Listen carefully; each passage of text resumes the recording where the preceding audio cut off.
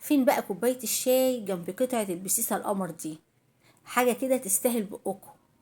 قطعة بسيسة مع كوباية شاي بلبن مع كوباية شاي سادة، حاجة كده ما شاء الله عظمة. السلام عليكم محترمين اليوتيوب، لايك وشير وسبسكرايب لمنوعات لورندا. اتمنى تحطوا اللايك، واللي ما اشتركش يشترك في القناة ويفعل زر الجرس عشان كل ما انزل فيديو يوصل لكم اشعار بيه. واتمنى تشاركوا الفيديو بين اصدقائكم عشان تعم الفايدة للجميع. واتكلمنا كتير ويلا بينا على الفيديو السهل البسيط. كل شغلنا يلولو فين؟ في الخلاط. كل شغلنا في الخلاط. جبت شفشق الخلاط، واول حاجة هنزل بيها بيضة واحدة. بيضة واحدة اهي. طبعا بعد البيضة بنزل على طول بالفانيليا. انزل بحبة فانيليا كده حلوين، وكمان هنزل بمعلقة صغيرة من الخل الابيض. الخل لونها فاتح، وكمان عشان اي زفارة من البيض حطيت معلقة كده صغيرة. بعد كده هنزل بقى بكوباية حليب. كوباية لبن او كوباية حليب، نفس الكوباية اللي هتعايري بيها تكون موحدة، كوباية واحدة يعني. وهنزل كمان بكوباية من السكر. والسكر هنا انا حاطه كوبايه، انت تقدري تقللي تزودي على حسب ذوقك انت. بعد كده هبدا بقى انزل بايه تاني، هنزل بالسمنه او الزيت. هنا حطيت نص كوبايه سمنه على زيت. عايزه تستبدليها بسمنه بس ماشي، عايزه تستبدليها بزيت بس ماشي. عايزه خليط بين الاتنين زي ما انا عملت كده زي الفل. هنا بقى هغطي الخلاط وهروح بقى اضرب الخليط الحلو ده ضربة حلوة جدا لغاية ما السكر طبعا اتأكد ان هو داب. بعد كده بقى هعمل ايه، هجيب بولة فاضية وهبدأ احط فيها ايه يا لولو، هبدأ احط فيها الدقيق بتاعنا. طيب انا هعمل هنا الكمية اللي انا هعملها ده ربع كيلو من دقيق الذرة. دقيق الذرة الاصفر ربع كيلو. طبعا انا نخلته كويس جدا، ودي خطوة مهمة جدا انك تنخلي الدقيق. بعد كده الربع كيلو بحط قصاده ربع تمن كيلو دقيق ابيض عادي. تمن كيلو. تقدري بقى تضاعفي الكمية في كل المقادير، تعملي مثلا ربع دقيق ذرة زي ما انا عملت، وتمن دقيق من الابيض. العكس نص مثلا وربع، الخليط بين الاتنين. هضيف ايه كمان، هضيف معلقة حلوة كده من البيكنج باودر او كيك شيف اللي متاح عندك او اللي موجود معاكي. معلقة ايه مليانة حلوة كده. ما تنسيش بقى ذرة الملح دي.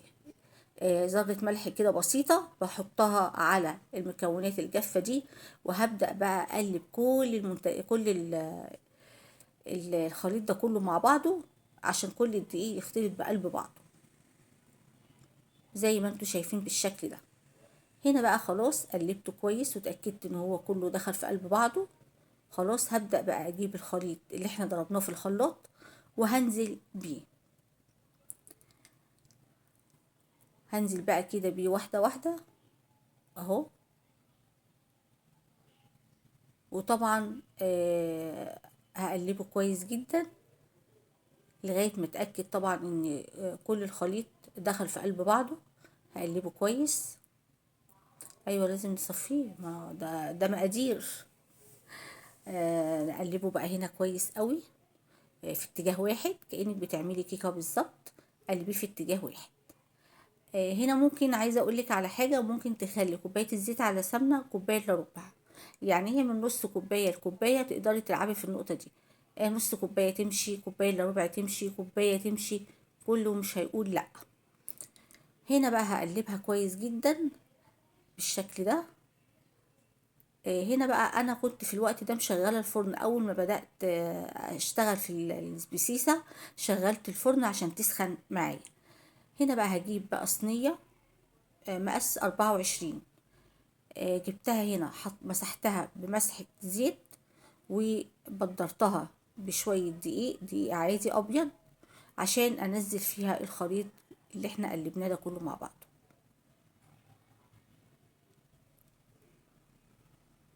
ادي الصينية جت اهي. هننزل بقى بالخليط في النص كده اهو. وطبعا لازم نسوي الصينية كويس جدا عشان يبقى وش الصينية طبعا مساوي وشكله حلو. العين بتاكل قبل الايه، قبل البق يا جماعه. ولو وصلتي بقى لغايه هنا ما تنسيش بقى اللايك بتاعي من ايدك الحلوه القمر دي. ربنا يا رب يحسن ما بين ايديكم وينولكم كل اللي في بالكم يا رب.